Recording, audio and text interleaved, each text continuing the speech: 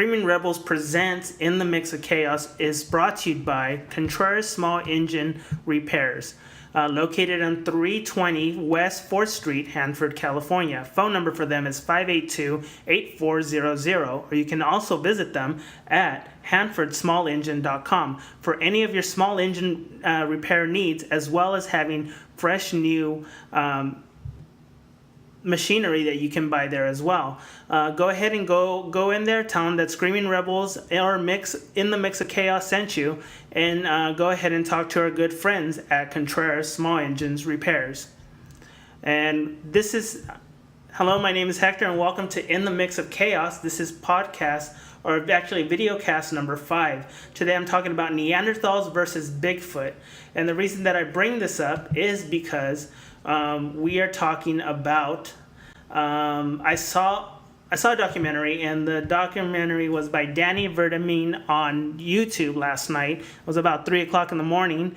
And basically he was proclaiming that Neanderthals are not close to similarity to humans as we thought. They're more of a primate looking species of human. And he believes in that by the structure of the skull and how big the orbits are. He believes that we've always been wrong and trying to mask it to make it look like a human. He believes they're more of a gorilla-like looking human and would actually be more of a predator than what they thought it was like a herbivore and carnivore and get hunter-gatherer, but he believes they were more hunter than gathering. And he believed that the eyes were bigger because he was a night predator, and animals who hunt at night need bigger eyes to reflect the light. And so he is making it look more like a primate than an actual human. He also believes that these animals would actually hunt humans and eat them, and he believes that there is evidence of actually procreation and mating between Neanderthals and Homo erectus. He also believes there was cannibalism between these two, and basically the humans got fed up and ended up hunting them to extinction. He also brought a good theory that this is why I did the show, is he said that in our gene structure, we have a fear of boogeymen and big monsters. And he believes this fear is naturally based from our primordial ancient history of being fearful of these big monsters such as woolly mammoths, woolly rhinos, and saber-toothed tigers, but as well as the Neanderthal. And the Neanderthal would actually fit the boogeyman criteria as being this larger than us, looking more like us thing that would hunt us down. And that kind of brought a good question, but he never touched about the base that we ended up hunting them down. So my theory was, if we had ended up hunting them down, wouldn't they be in fear of us in the end? And that brings me to the thing of Bigfoot. Can there be something that if maybe he was right and they looked more like a primate? If you look at the YouTube, it looks like a Sasquatch, and my thing is maybe he's onto something, and maybe the Sasquatch sightings and stuff like that are possibly very real, and there's not some missing link, but actually a Neanderthal that has been in seclusion and hiding. And it would make perfect sense because we hunted these animals down to extinction, so they would be very fearful of us humans. Even if being a bigger animal doesn't necessarily mean that they are more aggressive towards us. If they had this genetic system of living in fear with us, you have to think about Oregon and all those places where they usually find them. It's hundreds and hundreds of miles of thick wilderness that humans really don't go all the way through.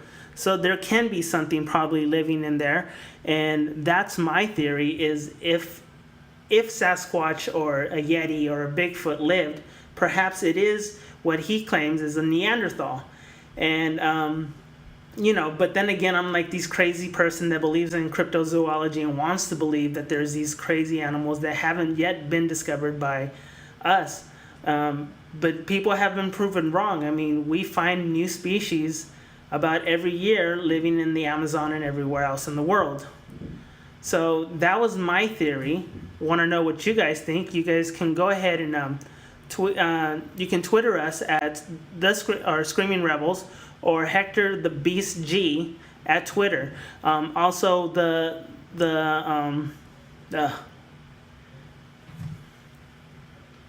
also, if you want to see the video, you can actually go to the website, go to Screaming Rebels at YouTube, subscribe to us while you're there, and go ahead and look at the place that I subscribe, and he's actually on there. His name is Danny Vertamine, and he's actually, his name is the website. It's all put together. That's going to do it. It's just a little short one. Just wanted to give my thoughts out there about the Sasquatch, Yeti, and the Neanderthal look. I personally kind of don't believe what he's saying, simply because we've had so many people who have done the study on these animals, and this is the first time that I've heard of something looking like this and everything else. I'm pretty sure archaeologists and everybody else have done DNA studies and skin studies and everything else to kind of prove his theory wrong, but then there's something that you never know. I mean, we could be wrong about our perception of what a Neanderthal looks like. I think it's something intriguing, and I think something that I would like to believe in. I mean, I like to believe in like these mythical creatures that still live, but you know, in reality, it's probably not. There's nothing, but there's people that go out there and see them. There's people on Discovery Channel, History Channel that one of the most boring ass ones is that Sasquatch, the hunting Bigfoot. That was one of the most ridiculous shows I've ever seen. But then, you know, there's people that are fanatics about it and do believe in the cryptozoology theory about these animals being very much alive. I mean, we found giant squid, giant man stingray, so there can be a possibility of a giant Sasquatch or a primate living in the thick northern woods of Oregon. So my name is Hector. This is In the Mix of Chaos, and good night.